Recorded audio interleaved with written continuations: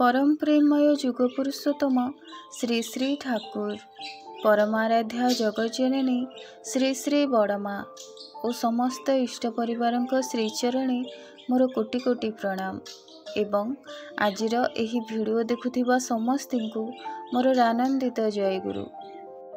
आजिर इष्ट प्रसंग शेष पर्यंत शुणा चेष्टा करिवे।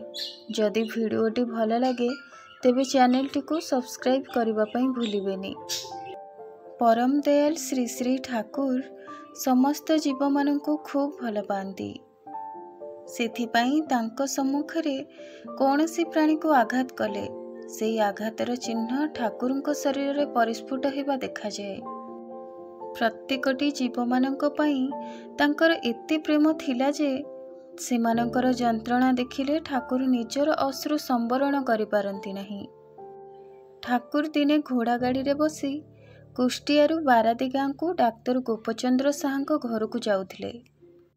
ठाकुरଙ୍କ सहित सेही घोड़ा गाड़ी रे आउ 4 जण आरोही मध्य थिले। घोड़ाटी थिला खूब दुर्बल, तेणु शीघ्र शीघ्र चली पारु न थाए। तेणु कोचम्यान रागी करी पाई पाई 3 पहाड़ चाबुक मारिले सेही घोड़ाटी को। यह कि ठाकुर आउ सही पारंती। घोड़ाटी चाबुक माड़ बसिबा मात्रे ही श्री श्री ठाकुर गाड़ी ओह्लई पड़िले। आउ समस्त को कहिले घोड़ा को खूब कष्ट हेउची, से दुर्बल अछि, तेणु आसंतु आमे चाली चाली जिबा। तापरे घोड़ा गाड़ी को विदाय देई समस्ते चाली चाली बारादी गाँव में पहुँची गले। सेठारे पहुँचीबा परे श्री श्री ठाकुर हाथ मुह धोई देहरु जामा कपड़ा खोली शज्यारे विश्राम करबाकु लागिले। ठीक सही समय रे ठाकुरंकर जड़े संगी ठाकुरंकर पिठी को देखि चमकी उठिले। कारण ठाकुरंकर पिठी रे थिला सेही चाबुक पहाड़र 3टी आघातर चिन्ह।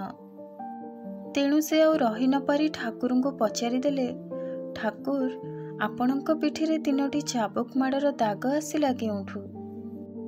एहा सुनी प्रथमे किंतु ठाकुर नीरव रही कथाटी को आड़ेइबाकु चेष्टा करुथिले, किंतु जेतेबेले सेही संगीटी अस्थिर भावरे बारंबार एही विषय रे प्रश्न करबाकु लागिले सेतेबेले ठाकुर धीर भावरे उत्तर देइथिले। आमे जेतेबेले सेही घोड़ा गाड़ी रे बसी आसुथिले सेतेबेले कोचम्यान घोड़ाटा को पाई पाई करी 3टा चाबुक मारिथिला। ताहा मते बड़ कष्ट देइथिला रे, तेणु बोधे सेमिति दाग होइथिबो।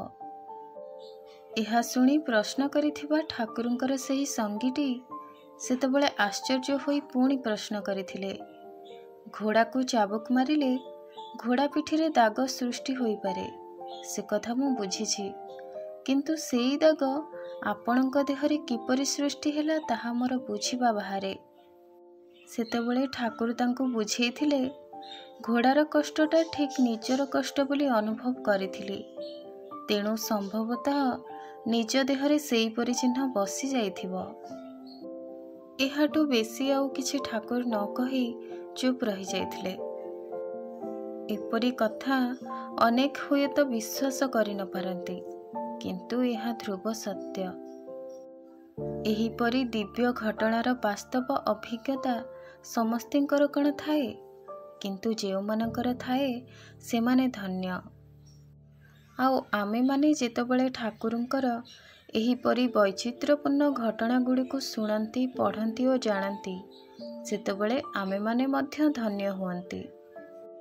ठाकुर जे केवल जीव जगत को भल पाती ता नुहे, ठाकुर प्रत्येकटी गछ और लता को सही समान प्रकार भल पाती। आउ सेथि मध्यरे गोबर पोक जहा को आमे अति निम्नतर प्राणी भावे देखु, से मध्य तांकर प्रेमर वंचित नुहे। थरे कथा प्रसंग रे गोबर पोक कथा पड़िबारु ठाकुर कहिथिले, देखंतु भगवान एई पोक मानकु किपरि शक्ति देइछंती। जेतेबेले उड़ी आसंती मने हुए सते जेपरि गोटे एरोप्लेन आसुछि, पुणी देहरे एपरि तैलाक्त पदार्थ अछि जे जहा द्वारा कौनसी मैला सेमानकठी लागी रहे नाही।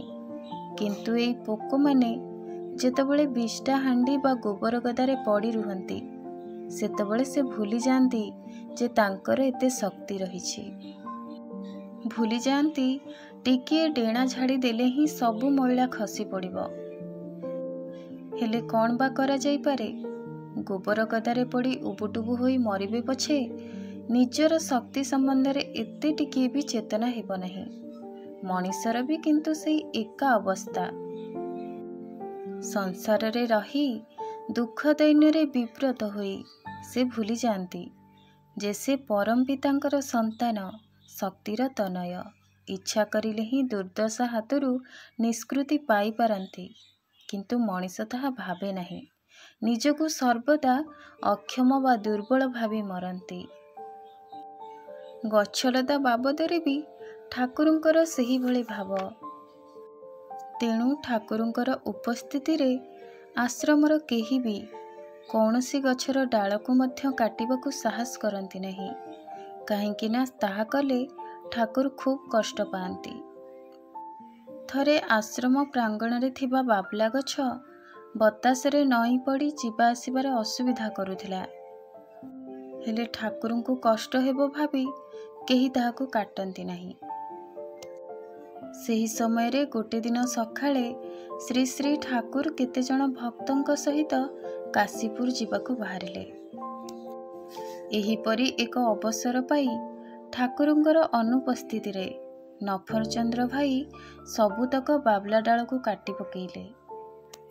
ଯେତେବେଳେ ଶ୍ରୀ ଶ୍ରୀ ଠାକୁର କାଶୀପୁରରୁ ଫେରି ଆସିଲେ ଆଉ କଟା ଯାଇଥିବା ସେହି ବାବଲା ଡାଳକୁ ଦେଖିଲେ, ସେତେବେଳେ ସେ ଯେଉଁ ମର୍ମାନ୍ତିକ ବେଦନା ପ୍ରକାଶ କରିଥିଲେ ତାହା ବର୍ଣ୍ଣନା କରିବା ଅସମ୍ଭବ। ଦୁଃଖର ସହିତ ନଫର ଭାଇଙ୍କୁ ଡାକି କହିଲେ, ଶେଷକୁ ତୁ ଏଇ କାମ କଲୁ। ଡାଳଟା ନ କାଟି କାଣ୍ଡ ସହିତ ଯଦି ଟାଣିକି ବାନ୍ଧି ରଖିଥାନ୍ତୁ ତାହେଲେ ତ ହୋଇପାରିଥାନ୍ତା। ଏହା କହି ସେହି ନଫର ଭାଇଙ୍କ ଦ୍ୱାରା ହିଁ ଗୋବର, ନଡ଼ା, ମାଟି ଅଣେଇ ଗଛର ସେହି କ୍ଷତ ସ୍ଥାନରେ ବ୍ୟାଣ୍ଡେଜ୍ ବାନ୍ଧି ନିୟମିତ କ୍ଷତ ସ୍ଥାନରେ ପାଣି ଦେବାର ବ୍ୟବସ୍ଥା କରାଇଲେ। ବୃକ୍ଷ ଦେହର କ୍ଷତ ଯେପରି ନିଜ ଅଙ୍ଗର ହିଁ କ୍ଷତ। ଆଶ୍ରମରେ ଘର ତିଆରି କରିବା ବେଳେ ବି ଠିକ୍ ଅନୁରୂପ ବ୍ୟବସ୍ଥା। ଯେତେ ଦୂର ସମ୍ଭବ ଗଛ ନ କାଟି ତାହା ରହିକି ବି ଘର ତିଆରି କରିବାର ଚେଷ୍ଟା କରୁଥିଲେ। ଠାକୁରଙ୍କର ଏହିପରି ସର୍ବଜୀବେ ଅପାର୍ଥିବ ପ୍ରେମ ଆମମାନଙ୍କର ବୁଦ୍ଧିର ଅଗମ୍ୟ। ହେଲେ ଠାକୁର ଶିଖାଇଥିବା ସର୍ବଜୀବେ ପ୍ରେମକୁ ଆମମାନଙ୍କୁ ଅଭ୍ୟାସ କରିବା ଦରକାର। ଆଜିର ଏହି ଇଷ୍ଟ ପ୍ରସଙ୍ଗ ଆପଣମାନଙ୍କୁ କିପରି ଲାଗିଲା ନିଶ୍ଚୟ ଜଣାଇବେ। ରହୁଛି, ପୁଣି ଆସିବି ଏକ ନୂଆ ପ୍ରସଙ୍ଗ ସହିତ। ସେ ପର୍ଯ୍ୟନ୍ତ ଆପଣ ସମସ୍ତଙ୍କୁ ଜୟ ଗୁରୁ। ବନ୍ଦେ ପୁରୁଷୋତ୍ତମମ୍।